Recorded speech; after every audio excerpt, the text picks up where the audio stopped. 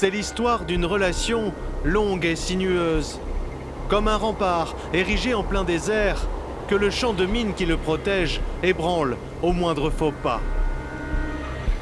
Entre Paris et Rabat, le dossier du Sahara occidental est sans doute le plus épineux.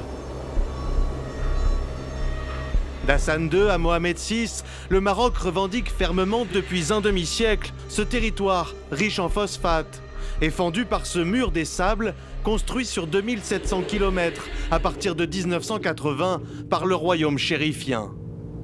Un territoire que lui disputent les indépendantistes sahraouis du Front Polisario, soutenu par l'Algérie et considéré par l'ONU comme légitime. S'il y a plus de 15 ans déjà, Rabat a proposé un plan d'autonomie, sa souveraineté n'a jamais été négociable. إن المغرب لا يتفاوض على صحرائه ومغربية الصحراء لم تكن يوما ولن تكون أبدا مطروحة فوق طاولة المفاوضات. La reconnaissance il y a 3 ans par les États-Unis et à la mi-juillet par Israël de sa souveraineté sur le Sahara occidental fait que Rabat ne se satisfait plus des positionnements ambigus comme celui de la France. D'autant plus depuis que Paris multiplie les gestes de réconciliation envers Alger. Mais cela suffit-il pour mettre à mal une relation séculaire avec l'Hexagone, où le premier contingent d'étudiants étrangers sont les Marocains, où les ressortissants du royaume représentent une diaspora francophile et francophone d'1,5 million de personnes?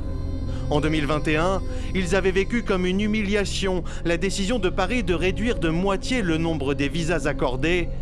Et dans les chancelleries, l'affaire avait jeté un froid.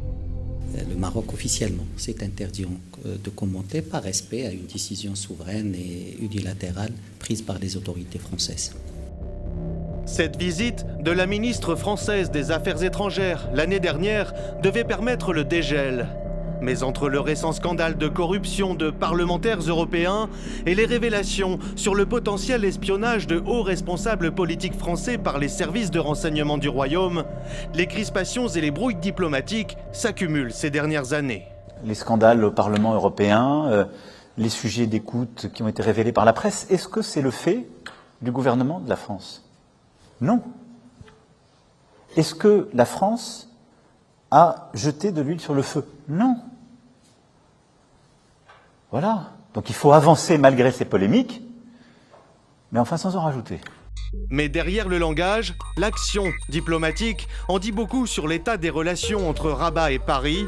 La visite du président Macron prévue cette année est sans cesse repoussée. Et depuis février dernier, le Maroc n'a plus d'ambassadeur en France.